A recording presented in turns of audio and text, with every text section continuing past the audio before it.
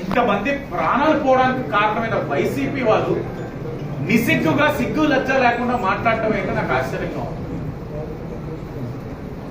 రాజ్యసభ సాక్షిగా ఒక పార్లమెంటేరియన్ ఏంటి రాజమండ్రి గవర్నమెంట్ హాస్పిటల్లోని కిడ్నీ కానీ లివర్ ఇష్యూస్ కానీ అని అంటే రికార్డు చూస్తే ఆశ్చర్యం అనిపించింది. అంతమంది లివర్ డ్యామేజ్ అయింది ఆ 5 సంవత్సరాలు వైసీపీ మధ్య తాగి, అంటే స్పిరిట్ తాగి.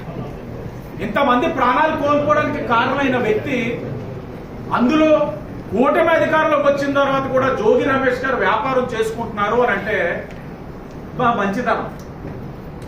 అలాగని తప్పు చేశారని తెలిసిన తర్వాత చట్టం దాని పని ఎలా చేస్తుంది అన్నది కూడా చూపిస్తాం. లాస్ట్ గా ఏంటంటే మద్యం అన్నది తప్పు చేసామన్నది వైసీపీ ప్రతి నాయకుడికి తెలుసు, నిక్కరేసుకున్న వైసీపీ కార్యకర్తకు కూడా తెలుసు. వాళ్ళు ఆ ఇమేజ్ ని డైవర్ట్ చేసుకోవడానికి ఎన్ని ప్రయత్నాలు చేయాలి అన్ని ప్రయత్నాలు కూడా చేస్తారు, చేస్తూనే ఉంటారు. ప్రజలకు ఫైనల్ గా తెలియాల్సిన అవసరం ఉంది. ప్రజలకి తెలియచేసే బాధ్యత మా పైన ఉంది, చేస్తాం. ఇలాగా వీడియోలు రిలీజ్ చేసి ఒక స్క్రీన్ పెట్టి మాట్లాడటం వల్ల రాజకీయ లబ్ధి రాదు. వాస్తవాలు ప్రజలు తెలియజేస్తే మంచిది.